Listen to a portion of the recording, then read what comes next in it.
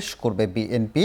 সমাবেশ স্থলে আসতে শুরু করেছেন নেতাকর্মীরা। সমাবেশের খবর জানাতে সেখান থেকে সরাসরি যুক্ত হচ্ছেন সহকর্মী জাওয়াত মাহমুদ।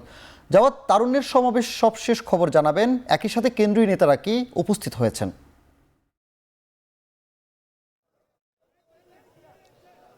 যেমনটি আপনি বলছিলেন যে নেতাকর্মীরা আসা শুরু করেছে, আমরা কিছুক্ষণ আগে দেখলাম যে ছোট ছোট মিছিল নিয়ে মাঠে এই বিভিন্ন বিএনপি এবং বিএনপির অঙ্গ সংগঠনের বিভিন্ন পর্যায়ের নেতারা এবং আমরা বেশ কিছু তরুণদেরও দেখেছি যে তারা ছোট ছোট মিছিল নিয়ে মাঠে প্রবেশ করতে শুরু করেছে। এবং আরেকটি বিষয় আপনি জানতে চেয়েছেন যে এখানে বিএনপির কেন্দ্রীয় নেতারা উপস্থিত হয়েছেন কিনা।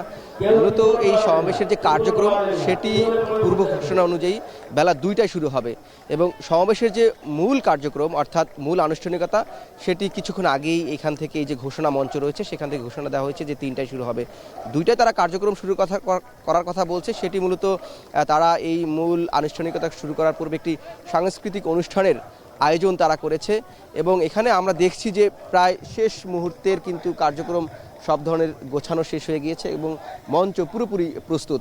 অর্থাৎ ঘণ্টাখানেক পরেই যে এই সমাবেশের কার্যক্রম সাংস্কৃতিক অনুষ্ঠানের মধ্য দিয়ে সেটি শুরু হবে এবং আমরা দেখছি যে ছোট ছোট মিছিল নিয়ে যারা আসলে আসছে এখানে, যেহেতু প্রচণ্ড তাপদাহ, গরমের তাপ, এখানে তারা আসছেন মিছিল নিয়ে, কিন্তু আবার বের হয়ে যেই মাঠের পাশে যে গাছগুলো রয়েছে অর্থাৎ ছায়া, সেখানে আশ্রয় নিচ্ছেন এবং মাইক থেকে এই নির্দেশনা দেওয়া হচ্ছে যে সবাই যেন সতর্ক থাকে, যেহেতু তাপপ্রবাহের একটা বিষয় রয়েছে। এখান থেকে ঘোষণা দিচ্ছেন এবং বারবার তারা এই ঘোষণা মঞ্চ থেকে ঘোষণা দেওয়া হচ্ছে সবাই যেন শৃঙ্খলাবদ্ধ থাকে এবং যারা এই নেতাকর্মী যারা এসেছে তাদের মধ্যে একটি উচ্ছ্বাস দেখেছি। এবং আমরা যখন এই খুলনা শহরে প্রবেশ করেছি, এই খুলনা শহরের প্রত্যেকটি মোড়ে এই সমাবেশকে ঘুরে একটা উচ্ছ্বাস যেটি লক্ষ্য করেছি সেটি হচ্ছে ব্যানার দিয়ে, ফেস্টুন দিয়ে বেশ কয়েকটি গেট আমাদের চোখে পড়েছে এবং এই অঞ্চলের অর্থাৎ খুলনা এবং বরিশাল বিভাগ, যে বিএনপির সাংগঠনিক বিভাগ রয়েছে, এই দুই বিভাগ মিলে কিন্তু তরুণদের যে রাজনৈতিক অধিকার প্রতিষ্ঠায় সমাবেশটি করছে এবং বিএনপি মূলত যেটি বলছে যে দীর্ঘদিন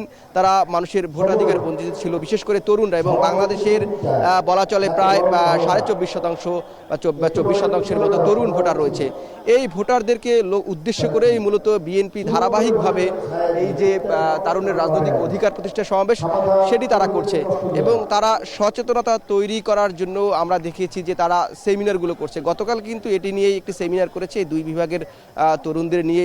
সেই সেমিনারের শিরোনাম ছিল শিক্ষা, স্বাস্থ্য ও মৌলিক অধিকারের তারুণ্য ভাবনা শীর্ষক যে সেমিনার, সেটি তারা করেছে। অর্থাৎ কিছুক্ষণ পরে, অর্থাৎ ঘণ্টাখানেক পরেই এই সমাবেশের মূল কার্যক্রম শুরু হবে এবং যারা এখানে নেতাকর্মী এসেছে এখন পর্যন্ত খুব বেশি বা যে লক্ষণীয় নেতাকর্মীরা আসেনি, কিন্তু যাদের সাথে এসেছে তাদের সাথে কথা বলছি, তারা আশা করছেন যে তাদের যে রাজনৈতিক অধিকার প্রতিষ্ঠা, ভোটাধিকার প্রয়োগ, সেটি নিয়েই কেন্দ্রীয় নেতারা বার্তা দিবেন এবং এই বার্তা নিয়ে তারা আগামী দিনে তারুণ্য নির্ভর একটি বাংলাদেশ বিনির্মাণে কাজ করবেন বলে প্রত্যাশা করছেন। এই ছিল খুলনার সার্কিট হাউস মাঠ থেকে তারুণ্যের অধিকার প্রতিষ্ঠা সমাবেশের সবশেষ। খুলনায় বিএনপির তারুণ্যের সমাবেশের সবশেষ খবর জানাচ্ছিলেন সহকর্মী জাওয়াত মাহমুদ।